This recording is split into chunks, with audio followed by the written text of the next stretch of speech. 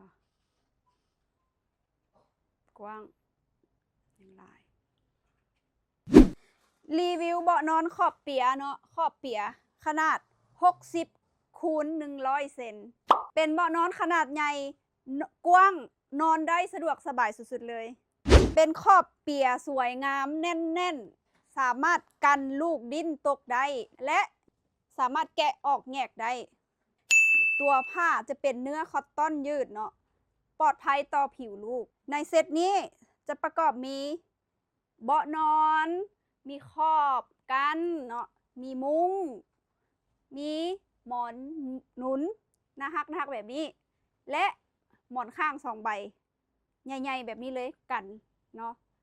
เบาะตัวนี้สามารถนอนได้แต่0 หา 3 ปีเลยก็ได้นะแม่ความกว้างเนาะและมีขอบที่หนาแน่นนึบๆแบบนี้หรือว่าสามารถแยกออกได้ก็ได้เอาไปซักได้และนอกจากนี้ตัวเบาะ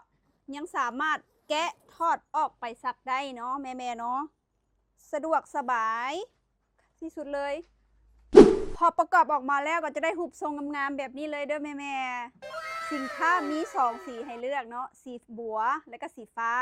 ถ้าแม่ๆใดสนใจหรือแม่ๆบ้านใดกำลังซอกหาเบาะนอนที่มีทักWhatsAppเข้ามาหาได้เลยเด้อ